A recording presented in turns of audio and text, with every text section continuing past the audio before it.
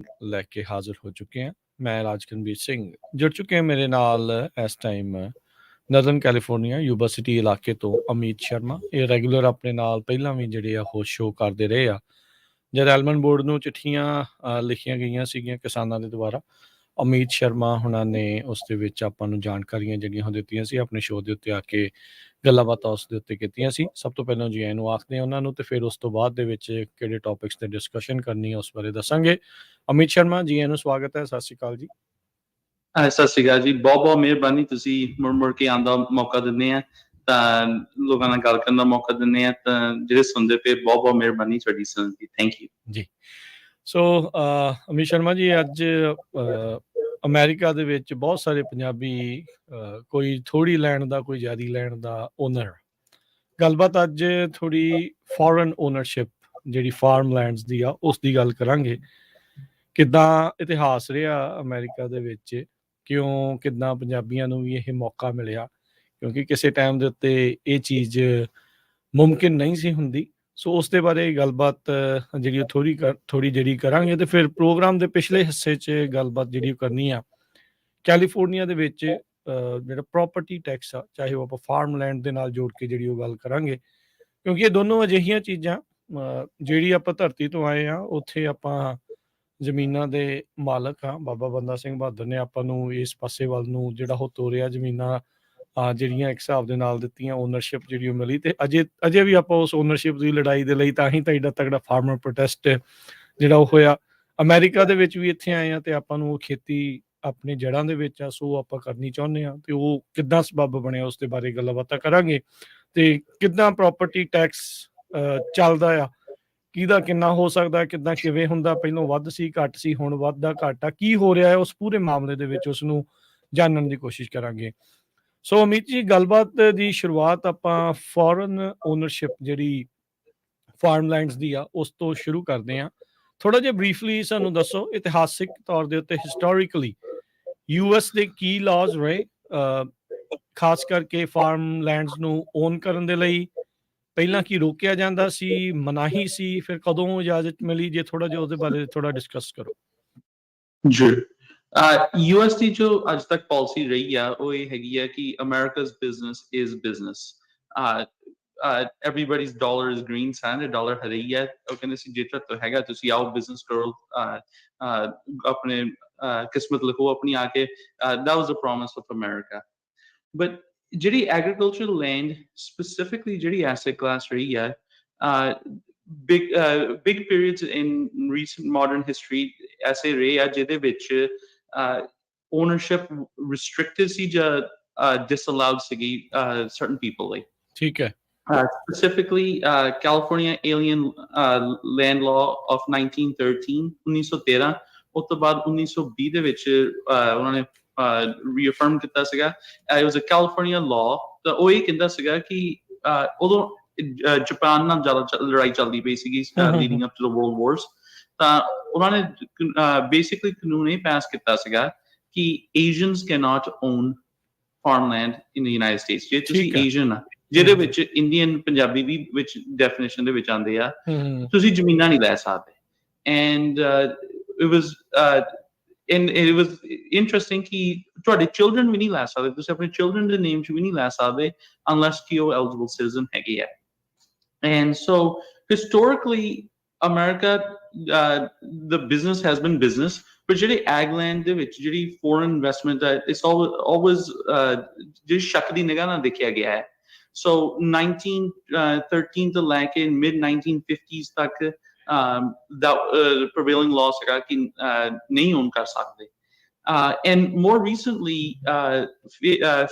ਪਿਛਲੇ ਸਾਲ California legislator ਨੇ ਵੀ bill pass ਕੀਤਾ ਸੀਗਾ ਕਿ foreign ownership of United States land or California farmland ਜਿਹੜੀ ਆ ਉਹ disallow ਕੀਤੀ ਜਾਵੇ, should not be allowed, ਹੋਣੀ ਨਹੀਂ ਚਾਹੀਦੀ। Almost I believe unanimously ਦੋਨੋਂ Assembly and Senate ਦੇ ਵਿੱਚ pass ਕੀਤਾ ਸੀਗਾ। ਤਾਂ governor ਨੇ technical reason ਤੇ veto ਕੀਤਾ ਸੀਗਾ। And my position is that that's not good policy farmerly. Why do you think so? Why do you think it's not good policy?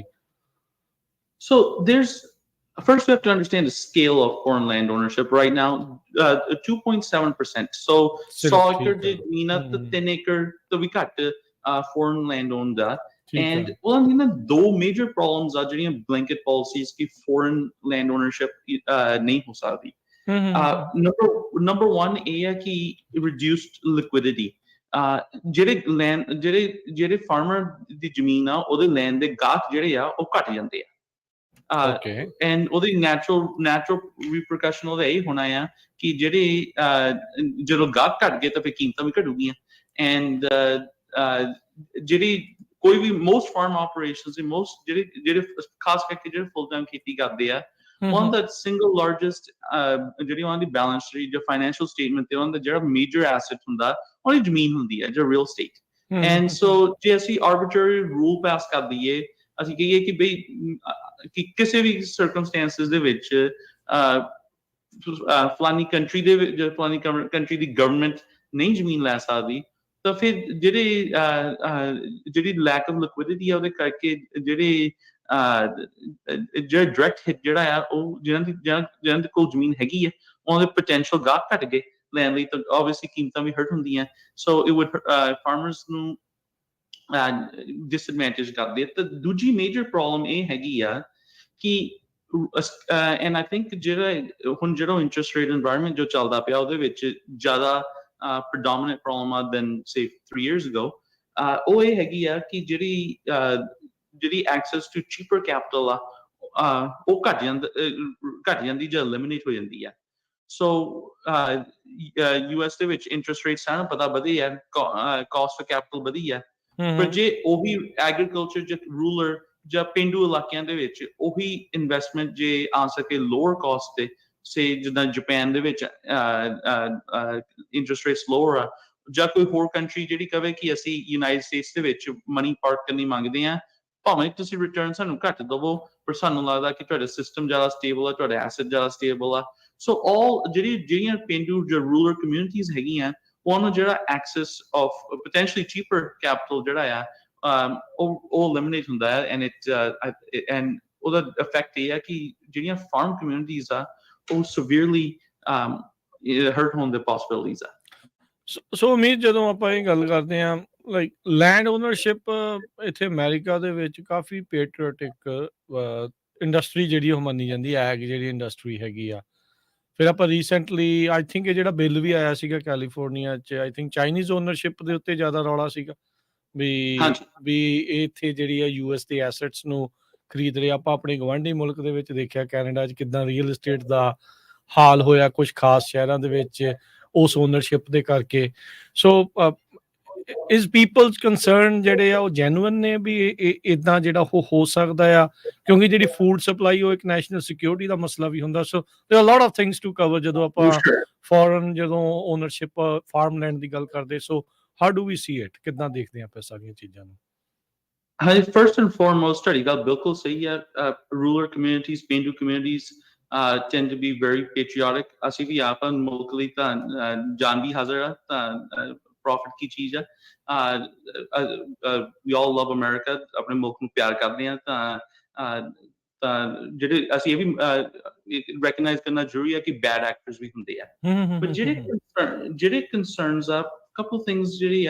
First off, ਜਿਹੜੀ ownership of land ਆ, ਜਿਹੜੀ limitation ਆ ਸਿਰਫ agriculture asset class ਤੇ ਆ.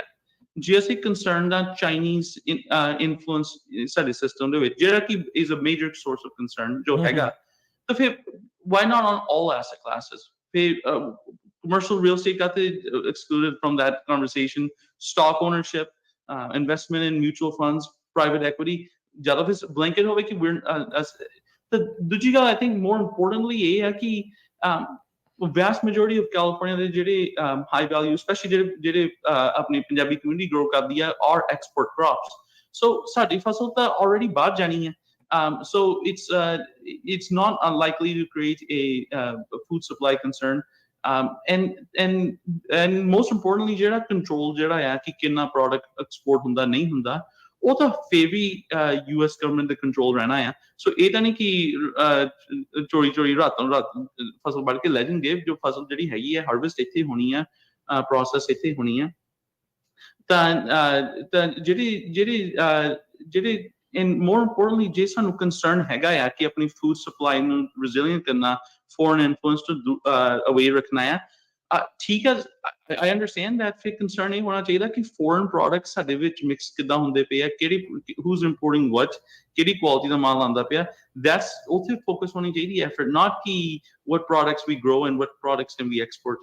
ਜੇ supply chain ਦਾ concern ਆ ਤਾਂ ਫਿਰ ਜਿਹੜੇ inbound supply chain ਦਾ concern ਹੋਣਾ ਚਾਹੀਦਾ ਕਿ ਕਿੱਥੋਂ ਆਉਂਦਾ ਪਿਆ ਤੇ ਕਿੰਨੀ stable supply ਆ ਤਾਂ and ensure ਕਰਨਾ ਕਿ ਅਸੀਂ ਆਪ grow ਕਰਦੇ ਪਏ ਹਾਂ. US agriculture is a net exporter. So export ਤਾਂ ਅਸੀਂ ਕਰਨਾ ਹੈ, ਮਾਲ ਤਾਂ United States ਤੋਂ ਬਾਹਰ ਜਾਣਾ ਹੈ. ਅਸੀਂ 300 million ਬੰਦੇ ਦਾ ਮੁਲਕ ਆ. We produce much more of the world's food supply. So export ਤਾਂ ਹੋਣਾ ਹੈ. So those concerns I think are overstated and je hege vi hai ta the prescription doesn't align the issue. I think the focus needs to be elsewhere. ਠੀਕ ਹੈ.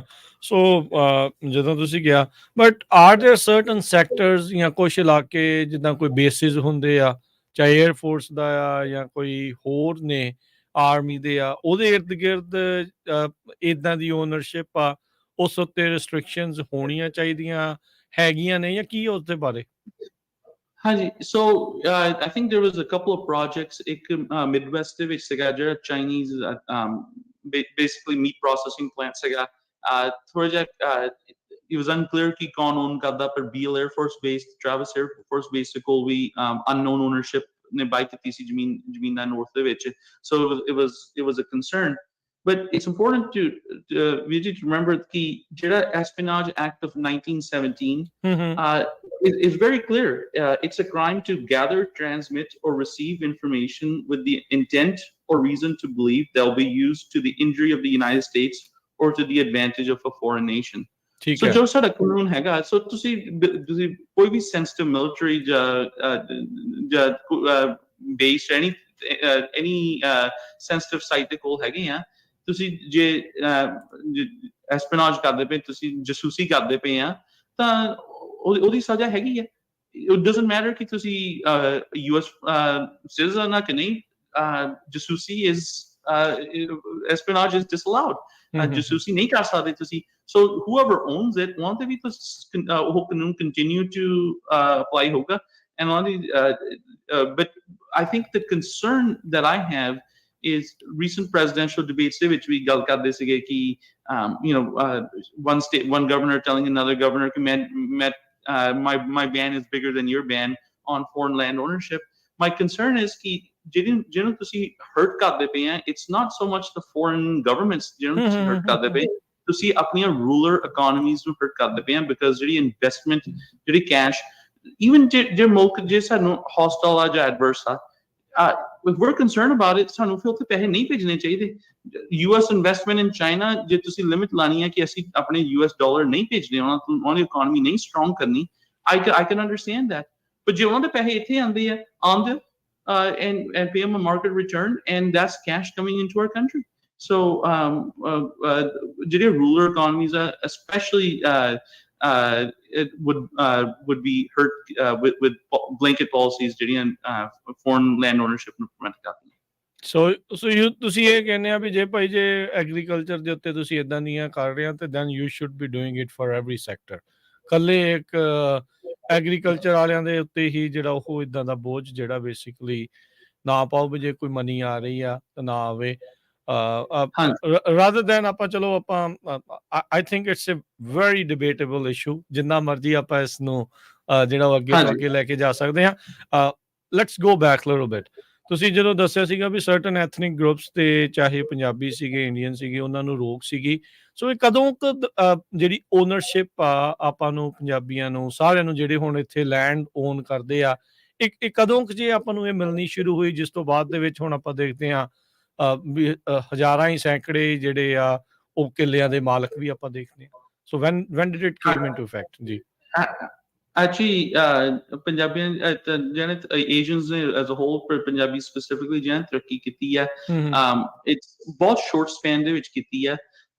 Up till the 1950s ਦੇ ਵਿੱਚ ਜਿਹੜਾ California alien land law ਸੀਗਾ was active law, enforced law ਸੀਗਾ. 1950s ਦੇ ਵਿੱਚ California appellate court ਤੇ ਸੁਪਰੀਮ ਕੋਰਟ ਨੇ ਰੂਲ ਕੀਤਾ ਸੀਗਾ ਕਿ it is a violation of the 14th amendment, ਇਹ ਜਿਹੜੀ discrimination cannot be allowed, unconstitutional rule ਕਰਕੇ end ਕੀਤਾ ਗਿਆ ਸੀ। ਫਿਰ ਉਸ ਤੋਂ ਬਾਅਦ Civil Rights Act 1964 ਆਇਆ, ਤਾਂ ਉਸ ਤੋਂ ਬਾਅਦ basically late 50s early 60s ਤੋਂ ਸਬਬ ਬਣਿਆ ਪੰਜਾਬੀਆਂ ਦਾ ਜ਼ਮੀਨ ਲੈਣ ਨੂੰ, ਤਾਂ ਉਸ ਤੋਂ ਬਾਅਦ ਵਧਿਆ ਕਈਆਂ ਨੇ and some people worked around that, some mixed families we see that were able to start earlier, but vast majority and certainly ਜਿਹੜੀ ਜ਼ਿਆਦਾ growth ਹੋਈ ਆ basically 1960s onwards ਹੋਈ ਆ, so ਪਿਛਲੇ 60-65 ਸਾਲਾਂ ਦੇ ਵਿੱਚ ਹੀ ਹੋਈ ਹੈ। So after civil rights you see ਵੀ ਆਪਾਂ ਦੇਖਦੇ ਵੀ ਬੂਮ ਉਸ ਤੋਂ ਬਾਅਦ ਦੇ ਵਿੱਚ ਹੀ ਜਿਹੜਾ ਆਇਆ ਸੀਗਾ। ਹਾਂਜੀ। So what were the workarounds? ਆਪਣੇ ਬੰਦਿਆਂ ਨੇ ਆਪਣੀ ਜਿਹੜੀ ਕਮਿਊਨਿਟੀਜ਼ ਆ, ਆਪਣੇ ਜਿਹੜੇ ਸਾਡੇ ਬਜ਼ੁਰਗ ਆ, past generations ਆ, ਉਹਨਾਂ ਨੂੰ opportunity ਮਿਲੀ, ਉਹਨਾਂ ਨੇ they seized it, they made the most of it, ਦੇਖੋ 50s and 60s ਤੱਕ legally allowed ਵੀ ਨਹੀਂ ਸੀ, ਤਾਂ ਹੁਣ basically ਕੋਈ ਵੀ ਡੀਲ ਹੋਵੇ, ਖੇਤ ਦਾ ਸੌਦਾ ਹੋਵੇ, ਤਾਂ ਇੱਕ ਦੋ ਪੰਜਾਬੀ ਤਾਂ ਹੁੰਦੇ ਹੀ ਆ in the running to get it, so ਠੀਕ ਆ। So there's always someone। ਨਹੀਂ ਦੇਖੋ ਜਦੋਂ ਤੁਸੀਂ ਉਹ ਕੀਤਾ ਨਾ ਵੀ ਮਿਕਸਡ ਫੈਮਿਲੀ ਸੀਗੇ, ਸਭ ਨੂੰ ਹੀ ਜਿਹੜਾ ਉਹ ਪਤਾ ਆ ਵੀ ਇਸ ਤਰੀਕੇ ਦੇ ਨਾਲ ਚਾਹੇ ਉਹ ਹਿਸਪੈਨਿਕ ਕੁੜੀਆਂ ਦੇ ਨਾਲ ਵਿਆਹ ਕਰਦੇ ਸੀ ਜਾਂ ਜਿੱਦਾਂ ਵੀ ਆ, ਜਿੱਦਾਂ ਤੁਸੀਂ ਕਿਹਾ ਵੀ ਈਵਨ ਜੇ ਤੁਸੀਂ ਇੱਥੇ ਆ ਵੀ ਗਏ ਆ, ਤੁਹਾਡਾ ਨਿਆਣਾ ਵੀ ਬੋਰਨ ਹੋ ਜਾਂਦਾ ਤੇ ਉਹ ਵੀ ਜਿਹੜਾ ਲੈਂਡ ਓਨਰ ਨਹੀਂ ਸੀ ਬਣ ਸਕਦਾ, ਬਟ ਨਾਟ ਐਨੀ ਮੋਰ। ਹੁਣ ਤਾਂ ਚਲੋ ਇੱਦਾਂ ਦਾ ਇਹ ਚੀਜ਼ ਜਿਹੜੀ ਉਹ ਨਹੀਂ ਹੈਗੀ। ਸੋ ਇਹ ਸਾਰੀਆਂ ਚੀਜ਼ਾਂ ਆ, ਹੁਣ ਸਫਲਤਾ ਜਿਹੜੀ ਉਹ ਮਿਲੀ ਆ ਵਿਚ ਇਜ਼ ਅ ਗੁੱਡ ਥਿੰਗ। ਅੱਗੇ ਤੋਂ ਅੱਗੇ ਹੁਣ ਫਾਰਮਿੰਗ ਪਰ ਅਮੀਤ ਕਾਫੀ ਜ਼ਿਆਦਾ ਚੇਂਜਸ ਹੋ ਰਹੀ ਆ। We are going through the harvest ਦਾ ਸੀਜ਼ਨ ਜਿਹੜਾ ਇਸ ਟਾਈਮ ਚੱਲ ਰਿਹਾ ਆ, ਹਰ ਇੱਕ ਪਾਸੇ ਉਹ ਸਾਰਾ ਕੁਛ ਜਿਹੜਾ ਉਹ ਹੋ ਰਿਹਾ ਆ। ਸੋ ਓਬਵੀਅਸਲੀ ਹਰ ਇੱਕ ਜਣਾ ਚਾਹੁੰਦਾ ਵੀ ਅੱਗੇ ਤੋਂ ਅੱਗੇ ਜਿਹੜਾ ਉਹ ਹੋਰ ਵਧੇ। ਸੋ ਕਿੱਦਾਂ ਦੀਆਂ ਹੋਰ ਚੈਲੰਜਸ ਹੁਣ ਆਪਾਂ ਜਿਹੜੇ ਉਹ ਦੇਖ ਰਹੇ ਹੈਗੇ ਆ ਲੈਂਡ ਓਨਰਸ਼ਿਪਸ ਨੂੰ ਲੈ ਕੇ? ਜਿਹੜੀ ਖੇਤੀ ਦੇ ਸਟੈਂਡਰਡ ਚੈਲੰਜਸ ਆ, ਉਹ ਤਾਂ ਹਮੇਸ਼ਾ ਹੀ ਹੁੰਦੇ ਆ। there's cyclical ਹੁੰਦਾ, good times and tough times, but this year farming ਦੇ ਵਿੱਚ particularly almonds ਦੇ ਵਿੱਚ disease pressure ਕਾਫੀ ਹਾਈ ਰਿਹਾ। navel orange worm expectation ਨਾਲ ਕਿਤੇ ਜ਼ਿਆਦਾ ਸੀਗੀ।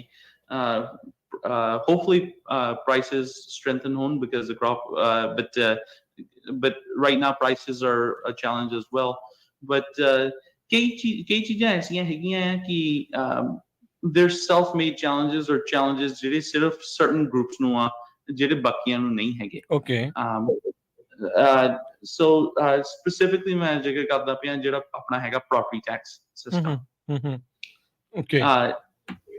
ਜਿਹੜਾ ਕੈਲੀਫੋਰਨੀਆ ਦੇ ਵਿੱਚ property tax system ਹੈਗਾ, Proposition 13 voters ਨੇ constitutional amendment pass ਕੀਤਾ ਸੀਗਾ 1978 ਦੇ ਵਿੱਚ। Okay। Basically ਉਹਨਾਂ ਦਾ ਉਦੋਂ goal ਬਹੁਤ good ਸੀ, very well meaning, good intentioned ਕਾਨੂੰਨ ਸੀਗਾ, ਪਰ ਉਹਦੀ ਜੋ practical implications ਰਹੀਆਂ ਆ ਉਹ perhaps not thought through at the time, maybe deliberate, but perhaps not considered. Issue ਦਾ ਇਹ ਹੈ ਕਿ 1978 ਦੇ ਵਿੱਚ ਉਹਨਾਂ ਨੇ ਕਿਹਾ ਸੀਗਾ ਕਿ we want ਜਿਹੜੀਆਂ local governments ਆ ਉਹ rely ਕਰਦੀਆਂ property tax revenue ਦਾ ਆਪਣੀ government fund ਕਰਨ ਨੂੰ। ਬਿਲਕੁਲ।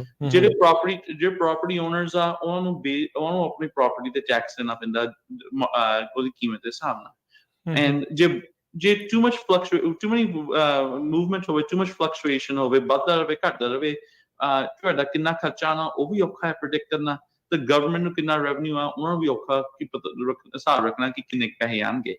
ਸੋ ਉਹਨਾਂ ਨੇ ਸਿਸਟਮ ਇਹ ਬਣਾਇਆ ਕਿ 1978 ਦੇ ਵਿੱਚ ਅਸੀਂ values fix ਕਰ ਦਿੰਦੇ ਹਾਂ, ਉਹਦਾ 1% ਜਿੰਨੀ ਵੀ ਤੁਹਾਡੀ property ਦੀ value ਆ ਪਲੱਸ local ਕੋਈ ਵੀ ਜੇ tax ਕੋਈ ਤੁਹਾਡਾ ਸਕੂਲ ਬੋਰਡ ਦਾ ਜਾਂ ਕੋਈ ਹੋਰ bond pass ਹੁੰਦਾ, plus 1% ਤੁਹਾਡਾ property tax bill ਹੋਊਗਾ। ਤੇ ਜਿਹੜਾ ਤੁਹਾਡੀ land ਦੀ ਜਿਹੜੀ valuation ਆ, ਜੋ land ਜਾਂ ਕੋਈ ਵੀ real property ਦੀ ਜਿਹੜੀ ਕੋਈ ਵੀ property the, not just real property, ਕੋਈ ਵੀ property ਦੀ ਜਿਹੜੀ valuation ਆ 2% annually ਵਧਾਈ ਜਾਊਗੀ। So after 1978 1978 so Okay. your fixed year 1978 ਉਸ ਤੋਂ ਬਾਅਦ so 1978 $100 ਦੀ ਕੀਮਤ ਸੀ 79 ਚ 102 104 ਇਹਦਾ ਵੱਧਦਾ ਜਾਣਾ ਉਹਦਾ ਗੋਲ ਇਹ ਸੀਗਾ ਕਿ ਜਿਹੜੇ property taxes ਆ predictable ਰਹੋਗੇ low ਰਹੋਗੇ but unfortunately the issue ਜਿਹੜਾ ਉਹਦੇ ਕਰਕੇ ਹੋਇਆ and ਜਿੰਨਾ ਟਾਈਮ ਲੰਘਿਆ ਉਨਾ ਹੀ bigger issue ਬਣਦਾ ਪਿਆ ਆ ਕਿ ਜਿਹੜੇ agriculture landowners ਆ ਜਿਹੜੇ farmer ਆ ਜਿਹੜੇ farmers ਜੇ ਕੋਈ ਖਾਸ ਕਰਕੇ pure farmers ਦੀ ਜਿਹੜੀ balance sheet ਦੇਖੋ ਕਾਫੀ large ਹਿੱਸਾ ਜਿਹੜਾ ਆ ਉਹ real estate ਦਾ ਆ land ਦਾ ਆ and ਜੋ ਕਿ ਖੇਤੀ ਕਰਨ ਲਈ ਜ਼ਮੀਨ ਚਾਹੀਦੀ ਆ and ਜੇ ਕੋਈ operation grow ਕਰਦਾ ਉਹਨੂੰ ਜ਼ਮੀਨ ਹੋਰ ਲੈਣੀ ਪੈਂਦੀ ਆ issue has become ਕਿ ਜਿਹੜਾ the second part of the law is ਕਿ ਜੇ 1978 ਤੋਂ ਬਾਅਦ ਤੁਸੀਂ ਜ਼ਮੀਨ ਲੈਣੇ ਆ ਫਿਰ ਤੁਹਾਡਾ ਜਿਹੜਾ ਟੈਕਸ ਬੇਸ ਆ is based on ਜੋ 1% of the purchase price ਜਿਹਨੇ ਦੀ ਤੁਸੀਂ ਜ਼ਮੀਨ ਲਿੱਤੀ ਉਹਦਾ 1% growing at 2% per year so issue has become ਕਿ ਜਿਹਨਾਂ ਨੇ ਜ਼ਮੀਨ 1978 ਤੋਂ ਪਹਿਲਾਂ ਲਿੱਤੀ ਸੀ and ਖਾਸ ਕਰਕੇ ਪੰਜਾਬੀਆਂ ਦੇ ਵਿੱਚ ਏਸ਼ੀਅਨ ਕਮਿਊਨਿਟੀ ਵਿੱਚ ਤਾਂ ਬਹੁਤ ਥੋੜੇ ਸੀ ਜੋ ਕਿ 1950s ਤੱਕ ਤਾਂ ਲੈ ਨਹੀਂ ਸਕਦੇ so ਜਿਹਨਾਂ ਨੇ ਪਹਿਲਾਂ ਲਿੱਤੀ ਸੀ ਜ਼ਮੀਨਾਂ ਹਿਸਟੋਰੀਕਲੀ ਜਿਹਨਾਂ ਤੋਂ ਸੀਗੀ ਉਹ ਦਾ 1978 ਦੇ ਵਿੱਚ ਫਿਕਸ ਹੋ ਗਿਆ and ਉਹਨਾਂ ਦਾ 2% ਤੇ ਗਰੋ ਹੁੰਦਾ ਪਿਆ and they're paying it ਜਿਹਨਾਂ ਨੇ more recently ਖੇਤ ਲਿੱਤੇ ਆ ਜਾਂ ਨਵੇਂ ਖੇਤੀ ਚ ਪਏ ਆ ਜਾਂ ਆਪਣੇ ਫਾਰਮਿੰਗ ਵਧਾਈ ਆ ਪਿਛ 1978 ਤੋਂ ਬਾਅਦ at any point ਉਹਨਾਂ ਦੀ ਜਿਹੜੀ ਟੈਕਸ ਲਾਇਬਿਲਿਟੀ ਆ ਉਹ ਹੈਗੀ ਆ based on current market and ਮੈਂ ਤੁਹਾਨੂੰ practical example ਦਿੰਦਾ ਅਸੀਂ 4-5 ਸਾਲ ਪਹਿਲਾਂ ਖੇਤ ਲਿੱਤਾ ਸੀਗਾ ਉਹਦਾ property tax ਜਿਹੜਾ ਸਾਡੀ piece of property tax ਆ it's $250 acre $250 an acre ਠੀਕ ਹੈ ਸਾਡੇ ਜਿਹੜੇ ਆਲੇ ਦੁਆਲੇ ਏਰੀਆ ਦੇ ਵਿੱਚ ਆ ਉਹਨਾਂ ਦਾ ਪੁਰਾਣਾ ਬੇਸਿਸ ਆ ਕਈਆਂ ਨੇ ਹੋਮਸਟੇਡ ਕੀਤਾ ਕਈਆਂ ਦੇ ਗ੍ਰੇਟ ਗ੍ਰੈਂਡਫਾਦਰ ਨੇ ਆ ਕੇ ਜ਼ਮੀਨ ਗਵਰਨਮੈਂਟ ਨੇ ਦਿੱਤੀ ਹੈ ਕਿ ਤੁਸੀਂ ਬਸਾਓ ਜਗ੍ਹਾ ਉਹ ਦਾ in some cases $50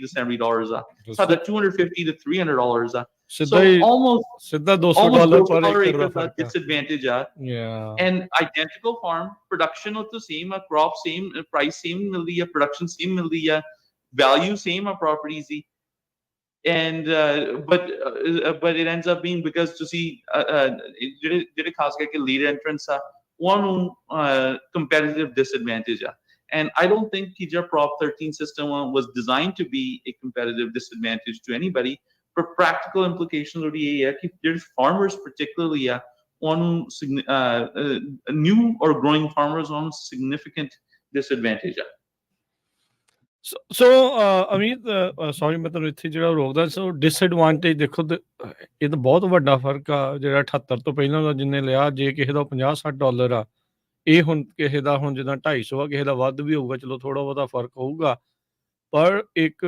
caste farming ਦੇ ਵਿੱਚ ਐਵਰੀ ਈਅਰ ਇਨਕਰੀਜ਼ ਹੋ ਰਹੀ ਆ ਰਿਟਰਨ ਉਹਨੇ ਜਿਹੜੇ ਉਹ ਮਿਲ ਨਹੀਂ ਰਹੇ ਸੋ ਇਹ ਮੈਂ ਤੁਹਾਨੂੰ ਇਹ ਪੁੱਛਣਾ ਚਾਹੁੰਦਾ ਸੀਗਾ ਜਦੋਂ ਪਿਛਲੀ ਦੇ ਵਿੱਚ ਮੈਂ ਸੌਰੀ ਤੁਹਾਨੂੰ ਤੋਂ ਪਿੱਛੇ ਲੈ ਕੇ ਆ ਰਿਹਾ ਫੋਰਨ ਲੈਂਡ ਓਨਰਸ਼ਿਪ ਨੂੰ ਜਿਹੜਾ ਉਹ ਲੈ ਕੇ ਆਮ ਲੋਕਾਂ ਦੇ ਵਿੱਚ ਕੀ ਰਾਏ ਆ ਆਰ ਦੇ ਲਾਈਕ ਲੀਨਿੰਗ ਜਿੱਦਾਂ ਤੁਸੀਂ ਦੱਸਿਆ ਆ ਵੀ ਇਹ ਸੋਚਦੇ ਆ ਵੀ ਸਾਡੇ ਇੱਥੇ ਇਨਵੈਸਟਮੈਂਟ ਘਟਦੀ ਆ or they think more towards the patriotic way of thinking ਵੀ ਨਹੀਂ ਬਾਹਰਲੇ ਬੰਦਿਆਂ ਨੂੰ ਜਿਹੜਾ ਨਹੀਂ ਖਰੀਦਣਾ ਚਾਹੀਦਾ what's the consent on that ਲੋਕਾਂ ਦੇ ਵਿੱਚ ਆਪ ਕੀ ਗੱਲ ਹੈਗੀ ਇਸ ਦੇ ਉੱਤੇ I think number one consensus ਜੋ ਸਾਰਿਆਂ ਦਾ ਆ ਉਹ ਆ ਕਿ national security before profits I think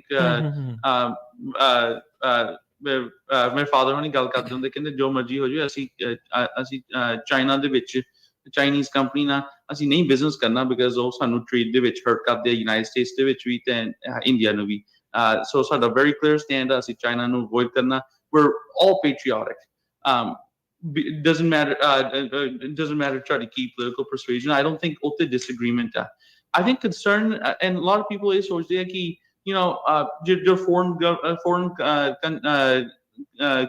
land ownership on like foreign governments or foreign nationals land like sat ਜ਼ਮੀਨਾਂ ਲਈਆਂ ਨਹੀਂ ਜਾਣੀਆਂ ਜਾਂ ਸਾਡੇ ਕੋਲ ਜਾਂ ਸਾਡੀਆਂ ਜ਼ਮੀਨਾਂ ਉਹਨਾਂ ਨੇ ਲੈ ਲੈਣੀਆਂ and I think ਉਹ ਜਿਹੜਾ concern ਆ ਉਹ ਥੋੜਾ ਜਿਹਾ misguided ਆ ਜੋ ਕਿ ਜੋ ਦਾ ਪ੍ਰੈਕਟੀਕਲ ਇਫੈਕਟ ਇਹ ਹੈ ਕਿ ਸੋ ਫਾਰ ਹਜੇ ਕਿ ਪਿਛਲੇ 10 ਸਾਲਾਂ 12 ਸਾਲਾਂ ਚ significant interest foreign governments ਦਾ ਰਿਹਾ ਹੈ 100 ਮਗਰ 3 ਏਕੜ ਨਹੀਂ foreign owned ਹੈਗੇ even now so ਜਿਹੜਾ ਆਈਡੀਆ ਕਿ ਸਾਰੀ ਜ਼ਮੀਨਾਂ ਹੀ ਅਸੀਂ ਕਮਿਊਨਿਸਟ ਪਾਰਟੀ ਦੇ ਫਾਰਮ ਬਣ ਜਾਣੇ ਤਾਂ ਅਸੀਂ ਉਹਨਾਂ ਦੇ ਕੰਮ ਕਰਦੇ ਫਿਰਨਾ that's a little bit unfounded. That's not going to happen.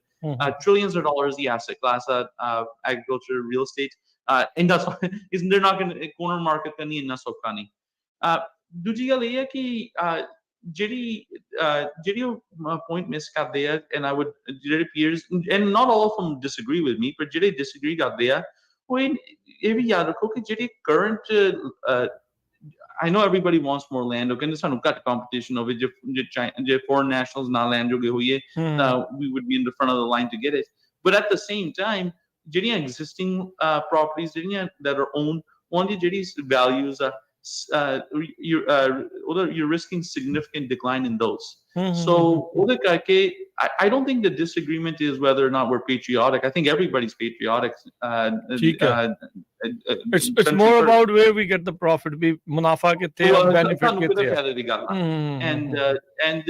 And I think that's the most American way of thinking. Capitalist ਵੀ ਕਿਤੇ ਫਾਇਦਾ ਆਪਣਾ ਜਿਹੜਾ ਉਹ ਜ਼ਿਆਦਾ ਹੈਗਾ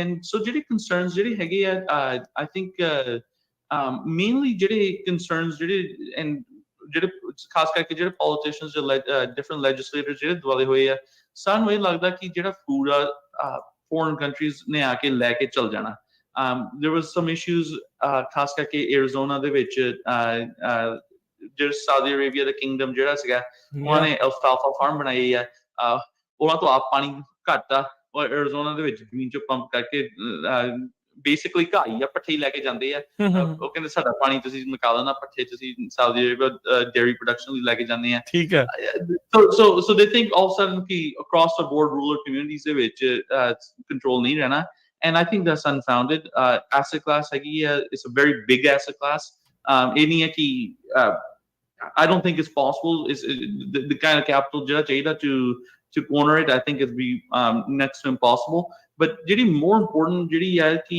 ਜਿਹੜੀਆਂ rural communities ਦੇ ਵਿੱਚ ਜਿਹੜੀ investment ਆਉਂਦੀ ਆ ਉਹ rural lifestyle ਜਿਹੜਾ ਆ ਭਾਵੇਂ ਕਿ ਉਹ farmer ਆ ਭਾਵੇਂ laborer ਆ trucking companies ਆ retail stores ਆ ਸਾਰੀ lifestyle improve ਕਰਦਾ and if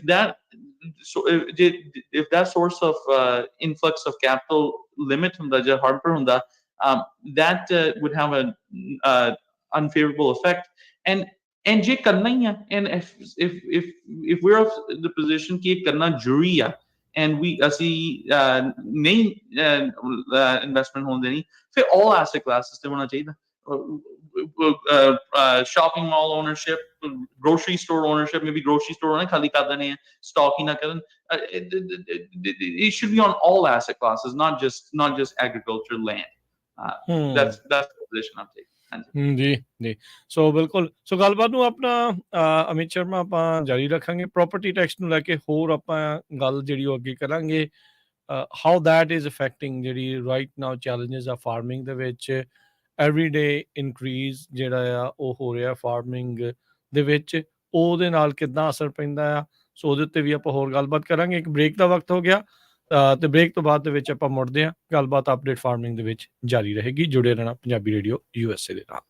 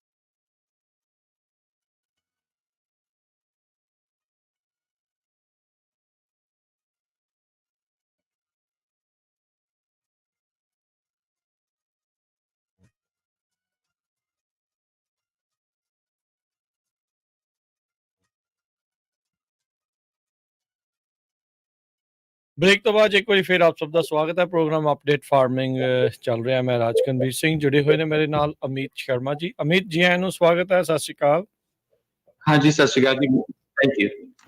ਗੱਲਬਾਤ ਆਪਾਂ ਬ੍ਰੇਕ ਤੋਂ ਪਹਿਲਾਂ ਕਰ ਰਹੇ ਸੀਗੇ ਫੋਰਨ ਲੈਂਡ ਓਨਰਸ਼ਿਪ ਦੀ, ਐਗਰੀਕਲਚਰ ਲੈਂਡ, ਫਾਰਮਲੈਂਡ ਦੇ ਹਿਸਾਬ ਦੇ ਨਾਲ, ਤੇ ਜਿਹੜੀ ਪ੍ਰੋਪਰਟੀ ਟੈਕਸ ਦੀ ਜਿਹੜੀ ਇੱਕ ਗੱਲ ਕੁੰਡੀ ਜਿਹੜੀ ਹੈ ਤੁਸੀਂ ਦੱਸੀ ਹੈ 78 ਤੋਂ ਪਹਿਲਾਂ ਵਾਲੀ ਤੇ 78 ਤੋਂ ਬਾਅਦ ਵਾਲੀ। ਵੀ 78 ਤੋਂ ਪਹਿਲਾਂ ਤਾਂ ਜਿਨ੍ਹਾਂ ਦਾ ਚੱਲਦਾ ਆ ਰਿਹਾ ਹੈ ਉਹਨਾਂ ਦਾ ਤਾਂ ਉਸ ਪ੍ਰਾਈਸ ਦੇ ਉੱਤੇ ਸਿਰਫ ਪ੍ਰੋਪਰਟੀ ਟੈਕਸ 2% ਇੱਕ ਸਾਲ ਦਾ ਜਿਹੜਾ ਉਹ ਵੱਧ ਰਿਹਾ ਆ। ਜਿਹੜਾ ਹੁਣ ਲੈਂਦਾ ਆ ਉਹਨੂੰ ਪਰਚੇਸ ਪ੍ਰਾਈਸ ਦੇ ਉੱਤੇ ਦੇਣਾ ਪੈਂਦਾ ਆ। ਉੱਦਾਂ ਤਾਂ ਕਿਹਾ ਤਾਂ ਜਾਣਾ ਚਾਹੀਦਾ ਆ ਵੀ ਲੈਵਲ ਫੀਲਡ ਜਿਹੜੀ ਪਲੇਇੰਗ ਆ ਉਹ ਜਿਹੜੀ ਲੈਵਲ ਹੋਣੀ ਚਾਹੀਦੀ ਹੈ ਪਲੇਇੰਗ ਫੀਲਡ, ਬਟ ਇਹਦੇ ਵਿੱਚ ਤਾਂ ਵੈਰੀ ਡਿਸਐਡਵਾਂਟੇਜ ਤੇ ਆ ਜਿਹੜਾ ਕੋਈ ਨਵਾਂ ਫਾਰਮਿੰਗ ਦੇ ਵਿੱਚ ਆ ਰਿਹਾ ਆ। ਸੋ ਤੁਹਾਡੇ ਹਿਸਾਬ ਦੇ ਨਾਲ ਕਿੰਨੀ ਕੁ ਪਰਸੈਂਟ ਕਿਸੇ ਦਾ ਜਿਹੜਾ ਖਰਚਾ ਆ ਉਹ ਕੱਲਾ ਪ੍ਰੋਪਰਟੀ ਟੈਕਸ ਦੇ ਉੱਤੇ ਜਿਹੜਾ ਜਾਈ ਜਾ ਰਿਹਾ? ਸੋ ਦੋ ਤਰੀਕੇ ਹੈ ਦੇਖਣ ਦੇ। ਜੇ ਤੁਸੀਂ ਆਪਰੇਟਿੰਗ ਐਕਸਪੈਂਸ ਦੇ ਨਜ਼ਰੀਏ ਤੋਂ ਦੇਖੋ ਤਾਂ ਟਿਪਿਕਲੀ 1 ਏਕੜ ਦੀ ਖੇਤੀ ਨੂੰ, ਐਂਡ ਆਫ ਕੋਰਸ ਕਿੱਥੇ ਆ ਕਿਹੜਾ ਕ੍ਰੌਪ ਆ ਉਹਦਾ ਫਰਕ ਪੈਂਦਾ, ਪਰ $2,000 ਤੋਂ $2,500 ਏਕੜ ਦੇ ਵਿੱਚ ਖਰਚਾ ਆਉਂਦਾ ਖੇਤੀ ਕਰਨ ਦਾ। ਸੋ ਆਬਵੀਅਸਲੀ ਕਈ ਕ੍ਰੌਪਸ ਜ਼ਿਆਦਾ, ਕਈ ਘੱਟ ਆ। ਸੋ ਉਸ ਹਿਸਾਬ ਨਾਲ ਦੇਖੋ, ਜੇ ਜਿਨ੍ਹਾਂ ਨੇ 1978 ਦੇ ਵਿੱਚ $3,000-5,000 ਏਕੜ ਦੇ ਹਿਸਾਬ ਨਾਲ ਵੈਲਿਊਏਸ਼ਨ ਦੇ ਹਿਸਾਬ ਨਾਲ ਦਿੱਤੀ, ਜਿਹੜਾ ਆ ਉਹਨੂੰ ਟੈਕਸ ਇਸ ਵੇਲੇ ਪੈਂਦਾ ਪਿਆ $7,000-8,000 ਏਕੜ ਦੇ ਹਿਸਾਬ ਨਾਲ $70-80 ਨੂੰ ਏਕੜ। ਤੇ ਜਿਨ੍ਹਾਂ ਨੇ $30,000 ਨੂੰ ਏਕੜ ਜ਼ਮੀਨ ਦਿੱਤੀ ਉਹਨੂੰ ਪੈਂਦਾ ਪਿਆ $300 ਏਕੜ। ਸੋ ਰਫਲੀ $200 ਏਕੜ ਦਾ ਫਰਕ ਤੁਸੀਂ ਲਾ ਲਓ।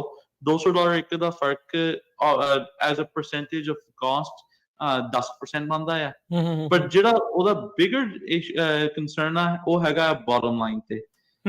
ਜਿੱਦਾਂ ਅਸੀਂ ਗੱਲ ਕਰਦੇ ਪਏ ਸੀਗੇ ਕਿ ਜਿਹੜੀ few minutes ago ਅਸੀਂ ਗੱਲ ਕਰਦੇ ਪਏ ਸੀਗੇ ਕਿ prices ਵੀ of concern ਆ, ਥੋੜੀ pest problem ਵੀ ਰਹੀ ਆ। So for example, ਜਿਹੜਾ crop like ਜਿਹੜੇ almonds ਆ, basically growers ਐਸੇ ਵੀ ਹੈਗੇ ਜਿਹੜੇ ਕਹਿੰਦੇ ਆ ਕਿ we'll be lucky to break even, ਜਾਂ ਬਹੁਤ ਥੋੜਾ profit ਆ, ਜੋ carrying some losses। but ਜੇ ਤੁਸੀਂ historical average ਤੇ ਵੀ ਦੇਖੋ ਕਿ good years ਤੇ bad years ਪਾ ਕੇ $1,000-1,500 ਏਕੜ ਦਾ ਵੀ debt servicing ਸਭ ਕੁਝ ਕੱਢਣ ਤੋਂ ਬਾਅਦ net ਹੈਗਾ ਆ, ਤੇ ਜਿਹੜਾ couple $100 ਦਾ difference ਆ, almost 20% return, 20% of your profitability the difference ਆ। ਸਿਰਫ ਕਿ ਤੁਸੀਂ ਪੁਰਾਣੇ ਜ਼ਮੀਨ ਲੈ ਕੇ ਬੈਠੇ ਆ, ਜੇ ਤੁਸੀਂ ਨਿਊ ਐਂਟਰੈਂਟ ਆ। ਐਂਡ ਜੇ ਕੰਪੈਰੀਟਿਵਨੈਸ ਦੇ ਨਜ਼ਰੀਏ ਤੋਂ ਦੇਖਿਆ ਜਾਵੇ, ਖਰਚੇ ਸਾਰੇ ਦੇ ਸੇਮ ਆ, ਇਨਕਮ ਸਾਰਿਆਂ ਦੀ ਸੇਮ ਆ, ਸੇਮ ਮਾਰਕੀਟ ਦੇ ਵਿੱਚ ਅਸੀਂ ਵੇਚਦੇ ਆ। ਪ੍ਰਾਈਸ ਡਿਫਰੈਂਟ ਮਿਲਦੀ ਹੈ ਕੁਆਲਿਟੀ ਵੈਰਾਈਟੀ ਦੇ ਹਿਸਾਬ ਨਾਲ, ਬਟ ਸੇਮ ਮਾਰਕੀਟ ਦੇ ਵਿੱਚ ਸਾਰੇ ਵੇਚਦੇ ਆ, ਸੇਮ ਮਾਰਕੀਟ ਦੇ ਵਿੱਚ ਅਸੀਂ ਲੈਂਦੇ ਆ, ਸੇਮ ਲੇਬਰ ਪੂਲ ਚੋਂ ਅਸੀਂ ਬੰਦੇ ਹਾਇਰ ਕਰਦੇ ਆ। Everything else is same, property tax ਨੂੰ ਛੱਡ ਕੇ ਬਾਕੀ ਸਭ ਕੁਝ ਸੇਮ ਹੀ ਆ। ਬਸ ਉੱਥੇ ਜਿਹੜਾ ਉਹ ਮਾਰਜਨ ਆ ਪ੍ਰੋਫਿਟ ਲਾਸ ਦਾ ਜਾਂ ਬ੍ਰੇਕ ਈਵਨ ਦਾ, ਉਹਨੇ 'ਚ ਹੀ ਫਰਕ ਪੈ ਜਾਂਦਾ।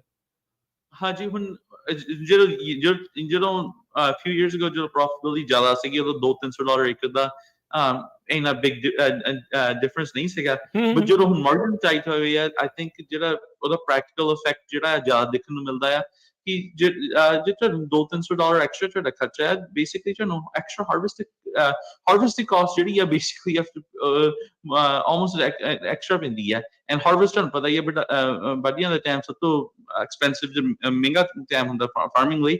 ਬੇਸਿਕਲੀ ਤੁਹਾਨੂੰ ਐਕਸਟਰਾ ਹਾਰਵੈਸਟ ਦੇ ਪੈਸੇ ਦੇਣੇ ਪੈਂਦੇ ਆ ਜੇ ਤੁਸੀਂ property more recently ਲਿੱਤੀ as opposed to ਜੇ ਤੁਸੀਂ 1978 ਦੇ grandfather ਦੇਣਾ। ਸੋ ਜਿੱਦਾਂ ਮੈਂ ਪਹਿਲਾਂ ਪੁੱਛਿਆ ਸੀ, ਆਮ ਲੋਕਾਂ 'ਚ ਕੀ ਕੰਸੈਂਸਸ ਆ? ਨਵੇਂ ਫਾਰਮਰ ਤਾਂ ਕਹਿੰਦੇ ਹੋਣਗੇ ਵੀ ਨਹੀਂ ਭਾਈ, ਉਹਨਾਂ ਦਾ ਘੱਟ ਨਹੀਂ ਹੋਣਾ ਚਾਹੀਦਾ ਜਾਂ ਸਾਡਾ ਘਟਾਓ ਉਸ ਹਿਸਾਬ ਦੇ ਨਾਲ। where do you think this is gonna go? ਇਹ ਏਦਾਂ ਹੀ ਚੱਲਦਾ ਰਹੂਗਾ ਜਾਂ ਕੁਝ ਚੇਂਜ ਹੋਣ ਦੀ ਸੰਭਾਵਨਾ ਇਹਦੇ ਵਿੱਚ? ਹਾਂਜੀ, it's not ਜ਼ਿਆਦਾ ਮੇਜਰ ਇਸ਼ੂ ਹਜੇ ਆਇਆ ਨਹੀਂ। I think one of the first few people to raise this issue. ਜ਼ਿਆਦਾ big major discussion ਨਹੀਂ ਹੋਈ, but different context ਦੇ ਵਿੱਚ real estate valuation ਦੇ ਵਿੱਚ ਤਾਂ I think there has been some push ਕਿ ਜਿਹੜਾ Proposition 13 ਆ ਉਹਨੂੰ replace ਕੀਤਾ ਜਾਵੇ ਜਾਂ change ਕੀਤਾ ਜਾਵੇ। And and of course ਜਿਹੜੇ concern ਇਹ ਆ ਕਿ ਜਿਹੜਾ ਉਹਦੇ ਜਿਹੜੀਆਂ ਉਹਦੀਆਂ ਖੂਬੀਆਂ ਵੀ ਆ Proposition 13 ਦੀਆਂ ਕਿ limited upside ਆ it keeps ਜਿਹੜੇ bills ਆ predictable ਰੱਖਦੇ ਆ local governments ਦੀ revenue predictable ਰੱਖਦੇ ਆ ਉਹਦੇ ਜਿਹੜੇ advantages ਆ obviously ਉਹ ਵੀ preserve ਕਰਨ ਦੀ ਜ਼ਰੂਰਤ ਹੈਗੀ ਆ but I think what needs to be done is ਕਿ ਖਾਸ ਕਰਕੇ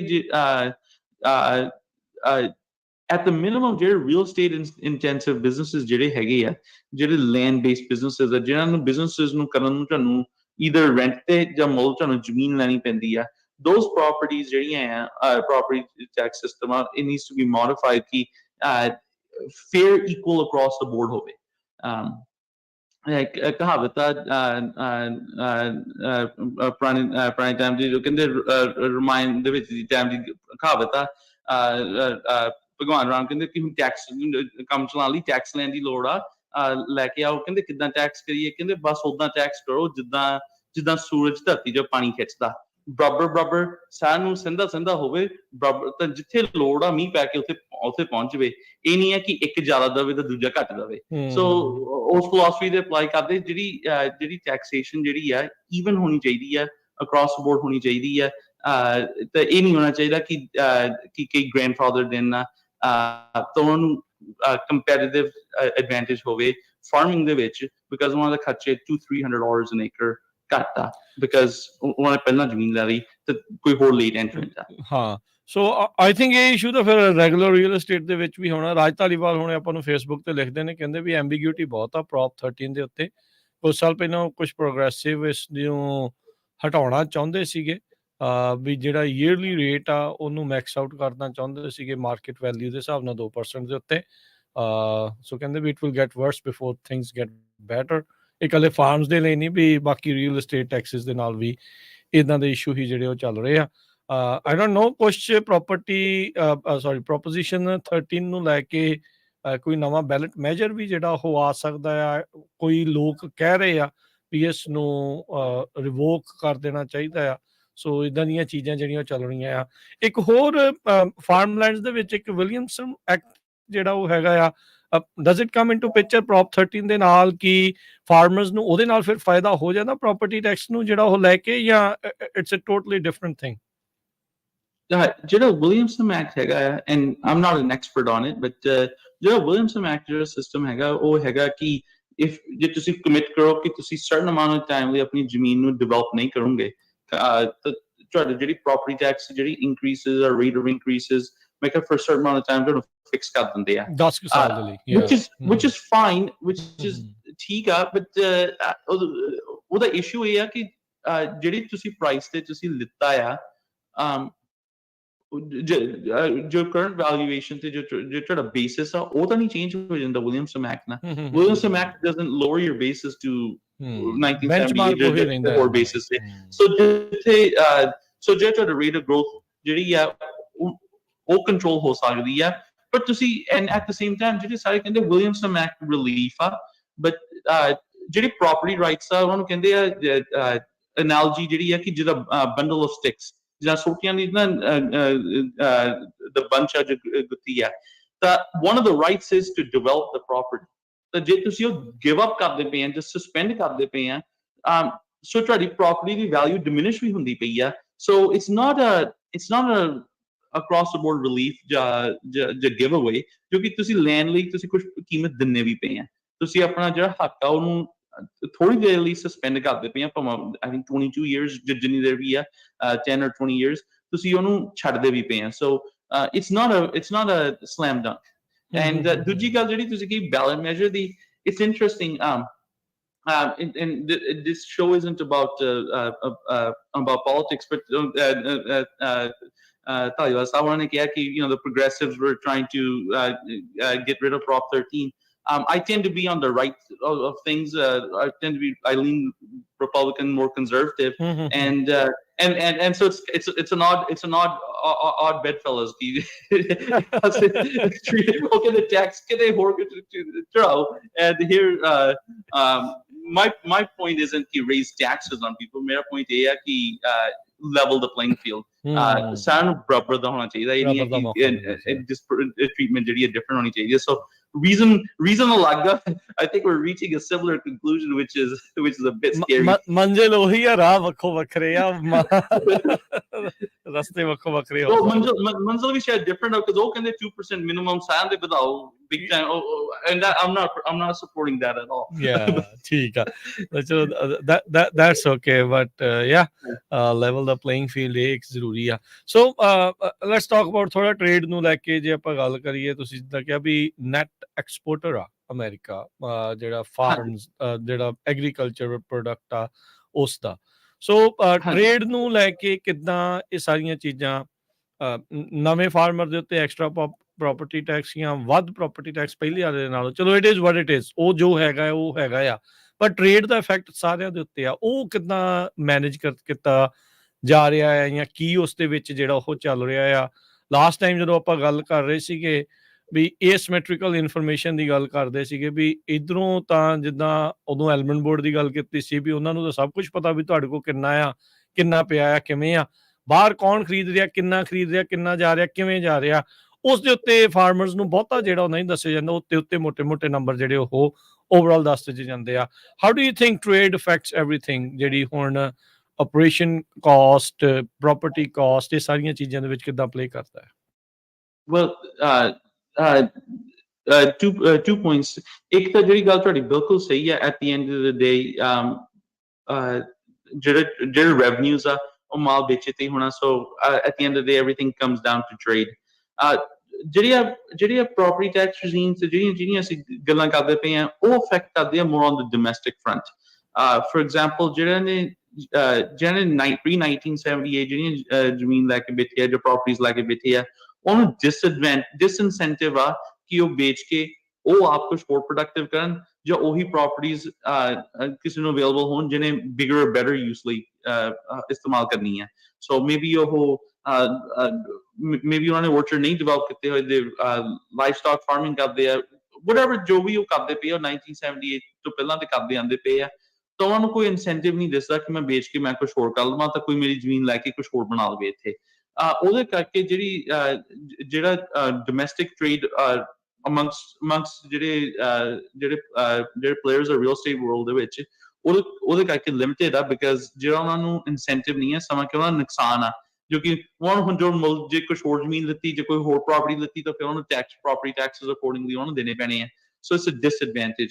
ਤਾਂ ਜਿਹੜੀ ਗੱਲ ਹੈਗੀ ਆ on the grand scheme of things, ਅਸੀਂ ਇਸ ਵੇਲੇ ਤਾਂ ਮੈਂ ਨਹੀਂ prepared ਹੈਗਾ ਮੇਰੇ ਤੋਂ to discuss our ongoing effort ਜਿਹੜੀ ਹੈਗੀ ਆ symmetrical information ਦੀ, but ਮੈਂ ਇਹ ਜ਼ਰੂਰ ਤੁਹਾਨੂੰ ਹਿੰਟ ਕਰ ਸਕਦਾ ਕਿ you'll see some action soon.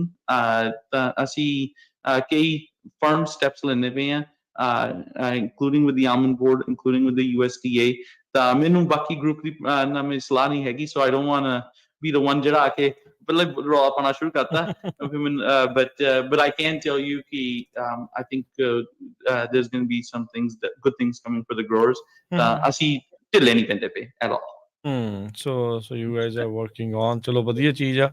ਸੋ ਇਹ ਸਾਰੀਆਂ ਚੀਜ਼ਾਂ ਜਿਹੜੀਆਂ ਚੱਲ ਰਹੀਆਂ ਆ, ਜਿੱਥੇ ਫਾਰਮਿੰਗ ਕਰਨੀ ਆ, ਨਾਲ ਐਕਟਿਵਿਜ਼ਮ ਦੇ ਨਾਲ ਐਡਵੋਕੇਸੀ ਵੀ ਜਿਹੜੀ ਉਹ ਚੱਲਣੀ ਪੈਂਦੀ ਆ। ਹੱਕ ਤਾਂ ਖੋ ਕੇ ਲੈਣੇ ਪੈਂਦੇ ਆ, ਕਿਸੇ ਨੇ ਉੱਦਾਂ ਤਾਂ ਹੱਕ ਜਿਹੜੇ ਉਹ ਦੇਣੇ ਨਹੀਂ ਆ। ਸੋ ਜਿੱਥੇ ਵੀ ਇਸ਼ੂਜ਼ ਆ ਉੱਥੇ ਜ਼ਰੂਰ ਆਵਾਜ਼ ਜਿਹੜੀ ਉਹ ਚੱਕਣੀ ਚਾਹੀਦੀ ਆ। ਮੈਨੂੰ ਸਾਰੀ ਗੱਲਬਾਤ ਦੇ ਵਿੱਚੋਂ ਕਿਤੇ ਨਾ ਕਿਤੇ ਇਹ ਵੀ ਜਿਹੜਾ ਲੱਗਦਾ, ਕਈ ਵਾਰੀ ਜਸਬੀਰ ਭਾਜੀ ਵੀ ਜਦੋਂ ਆਉਂਦੇ ਉਹ ਗੱਲ ਕਰਦੇ ਆ ਵੀ ਸਮਹਾਉ ਫਾਰਮਰਸ ਕਈ ਜਿਹੜੇ ਉਹ ਚੁੱਪ ਨੇ, ਸਫ਼ਰ ਸਾਰੇ ਕਰ ਰਹੇ ਆ ਪਰ ਚੁੱਪ ਚੁਪੀਤੇ ਸਫ਼ਰ ਕਰੀ ਜਾ ਰਹੇ, ਆਵਾਜ਼ ਜਿਹੜੀ ਉਹ ਨਹੀਂ ਚੱਕ ਰਹੇ। ਕੀ ਇੱਦਾਂ ਦੇ ਜਿਹੜੇ ਪੁਰਾਣੇ ਲਾਜ਼ ਬਣੇ ਆ 78 ਵਾਲੇ, ਕੀ ਉਹ ਚੀਜ਼ਾਂ ਜਿਹੜੀਆਂ ਉਹ ਮਾਰਜਨਸ ਦੇ ਕਰਕੇ ਉਹ ਫਿਰ ਤਾਂ ਨਹੀਂ ਉਹ ਬੋਲਦੇ? ਇੱਕ ਇਹ ਚੀਜ਼ ਜ਼ਰੂਰ ਦੱਸੋ ਵੀ ਜਿਨ੍ਹਾਂ ਨੇ 78 ਤੋਂ ਪਹਿਲਾਂ ਜ਼ਮੀਨ ਖਰੀਦੀ ਆ, if they are passing it down generation to generation, ਕੀ ਉਹਦੀ ਅਸੈਸਡ ਵੈਲਿਊ ਫਿਰ ਉਹ ਪੁਰਾਣੀ ਰਹਿੰਦੀ ਆ ਜਾਂ ਉਹ ਫਿਰ ਨਵੇਂ ਦੇ ਉੱਤੇ ਆ ਜਾਂਦੀ ਆ? Part of that's complicated depending on ਕਿਹੜੇ structure ਦੇ ਵਿੱਚ ਕੀਤਾ, so it wouldn't be fair to answer that question with 100% decisiveness, ਜੋ ਕਿ ਕਿੱਦਾਂ property, ਕਿਹੜਾ vehicle, ਕਿੱਦਾਂ ਉਹਨਾਂ ਨੇ state land ਬਣਾਇਆ, so few things affect that, but generally speaking ਕਿ ਉਹਨਾਂ ਦਾ basis ਜਿਹੜਾ ਆ much lower ਰਹਿੰਦਾ ਆ ਜੇ if the property's been in the family as opposed to ਜੇ ਮੁੱਲ ਜਾ ਕੇ ਨਵੀਂ ਲੈ ਕੇ ਆਓ। So there's a huge difference, and there's a few, lack of a better words, there's a few different strategies to employ to keep those costs low. And so depending on who did what, ਉਹਦੇ ਕਰਕੇ ਫਰਕ ਰਹਿੰਦਾ। ਜਿਹੜੀ ਤੁਸੀਂ ਇੱਕ important point raise ਕੀਤਾ ਕਿ ਲੋਕ ਗੱਲ ਕਾਤੇ ਨਹੀਂ ਕਰਦੇ, ਲੋਕ ਬੋਲਦੇ ਕਾਤੇ ਨਹੀਂ, ਜੀ and to a great extent ਜਿਹੜੇ farmer ਹੈਗੇ ਆ I would describe them as victims of their own success। Okay ਜੋ ਕਿ ਜਿੱਦਾਂ ਵੀ ਔਖਾ ਹੋਵੇ, ਫਸਲ ਖਰਾਬ ਹੋ ਗਈ, ਭਾਅ ਘੱਟ ਆ, you know, for farmer the famous phrase ਆ maybe next year ਆਉਂਦੇ ਸਾਲ ਦੇਖਾਂਗੇ, ਆਉਂਦੇ ਸਾਲ ਠੀਕ ਹੋ ਜਾਣਾ, ਅਗਲੇ ਸਾਲ ਸਹੀ। ਬਟ ਉਹਦੇ ਕਰਕੇ ਨਾ ਜਿਹੜੇ ਰਾਈਟਸ ਆ, ਜਿਹੜੇ ਹੱਕ ਆ, ਓਵਰ ਟਾਈਮ ਉਹ ਇਰੋਡ ਹੁੰਦੇ ਗਏ, ਮਾੜਾ ਇਰੋਡ ਹੁੰਦੇ ਗਏ ਆ। ਤਾਂ ਬਸ ਕੋਈ ਨਹੀਂ, ਆਉਂਦੇ ਸਾਲ ਦੇਖਾਂਗੇ, ਹੋ ਜਾਣਾ ਠੀਕ, ਮੋੜੇ ਭਾਅ ਠੀਕ ਹੋ ਜਾਣਾ, ਅਗਲੇ ਸਾਲ ਫਸਲ ਠੀਕ ਹੋ ਜਾਣੀ ਹੈ। ਉਹਦੇ ਵਿੱਚ ਅੱਗੇ ਤੋਂ ਅੱਗੇ ਚੱਲਦਾ ਆਇਆ। And ਮੈਂ ਆਪਣੇ ਮਮ ਡੈਡ ਹੋਣਾ ਸ਼ੁਕਰ ਕਰਦਾ ਹੁੰਦਾ। ਮੈਂ ਕਿਹਾ ਤੁਹਾਡੀ ਜਨਰੇਸ਼ਨ ਨੇ ਨਾ ਤੁਸੀਂ, ਮੈਂ ਕਿਹਾ ਮੈਂ ਬਦਨਾਮ ਹੋਣਾ ਕਿਸਾਨ ਨਾਲ ਲੜਦਾ ਰਹਿਣਾ, ਪਰ ਤੁਸੀਂ ਤੁਹਾਡੀ ਜਨਰੇਸ਼ਨ ਜਿਹੜੇ ਪਿਛਲੇ 30 35 40 ਸਾਲ ਜਿਹੜਾ ਨੇ, ਉਦੋਂ over time step by step issue raise ਹੋਏ ਹੁੰਦੇ, ਤਾਂ there wouldn't be so many today। But that's a joke, I joke with them, obviously ਉਹਨਾਂ ਨੇ ਆਪ ਸਾਨੂੰ ਕੀਤਾ, ਸ਼ੁਕਰ ਦੀ ਗੱਲ ਆ। but over last 35 40 50 ਸਾਲ ਦੇ ਵਿੱਚ ਜਿਹੜੇ and it's just ਕੱਲੇ ਪੰਜਾਬੀਆਂ ਦੀ ਨਹੀਂ, ਸਾਰੇ farmers across the state ਜਿਹੜੇ ਆ, ਉਹਨਾਂ ਦੇ rights ਜਿਹੜੇ ਆ erode ਹੋਏ ਆ, consistently erode ਹੋਏ ਆ, ਉਹਨਾਂ ਦੇ cost ਵਧੀਆਂ ਆ। and so far ਕੋਈ ਕਿਸੇ ਨੇ ਖੜੇ ਹੋ ਕੇ stand ਨਹੀਂ ਲਿੱਤਾ। and hopefully ਹੁਣ ਅਸੀਂ ਵੀ ਪੰਗੇ ਲਈ ਜੰਨੇ ਆ, ਤਾਂ ਜਿਹੜਾ ਪੰਜਾਬੀ ਕਹਿੰਦੇ ਹੁੰਦੇ, ਜਿਹੜਾ ਬੋਲੇ ਉਹੀ ਕੁੰਡਾ ਖੋਲੇ, ਹੁਣ ਬੋਲੀ ਤੇ ਜਾਂਦੇ, ਹੁਣ ਕੱਡਾ ਵੀ ਖੋਲਣਾ ਹੀ ਪੈਣਾ। ਬਟ ਇਹ ਜਿਹੜੀ ਨਾ ਇਹ ਕੱਲੀ ਆਪਣੇ ਫਾਇਦੇ ਦੀ ਗੱਲ ਕਰਦਾ, ਜੇ ਕੱਲੇ ਪੰਜਾਬੀਆਂ ਦੇ ਫਾਇਦੇ ਦੀ ਗੱਲ ਨਹੀਂ ਕਰਦਾ, ਇਹ ਸਾਰੇ ਫਾਰਮਰਾਂ ਦੀ। doesn't matter ਤੁਸੀਂ ਕਿਹੜੀ race ਹੈ, ethnicity ਹੈ, ਕੀ ਤੁਹਾਡਾ political persuasion ਆ, this is a common issue for everybody। ਬਿਲਕੁਲ। ਸੋ ਥੈਂਕ ਯੂ ਅਮੀਤ, ਗੱਲਾਂ ਬਾਤਾਂ ਇੰਨੀਆਂ ਜਿਹੜੀਆਂ ਉਹ ਕਰਨ ਦੇ ਲਈ। ਟਾਈਮ ਆਪਣਾ ਜਿਹੜਾ ਉਹ ਸਮਾਪਤ ਆ। ਗੱਲਾਂ ਬਾਤਾਂ ਵਧੀਆ ਆ, ਤੇ ਅਗਲੀ ਦੀ ਆਪਾਂ ਫੇਰ ਕਰਾਂਗੇ ਹੋਰ ਨਵੀਂ ਕਿਸੇ ਗੱਲਬਾਤ ਦੇ ਉੱਤੇ। ਉਦੋਂ ਤੱਕ ਲਈ ਬਹੁਤ ਬਹੁਤ ਧੰਨਵਾਦ, ਮਿਹਰਬਾਨੀ, ਸਤਿ ਸ਼੍ਰੀ ਅਕਾਲ, ਥੈਂਕ ਯੂ। ਸਤਿ ਸ਼੍ਰੀ ਅਕਾਲ, ਥੈਂਕ ਯੂ। ਸੋ ਇੱਥੇ ਸਾਡੇ ਅੱਜ ਦੇ ਪ੍ਰੋਗਰਾਮ ਦੀ ਸਮਾਪਤੀ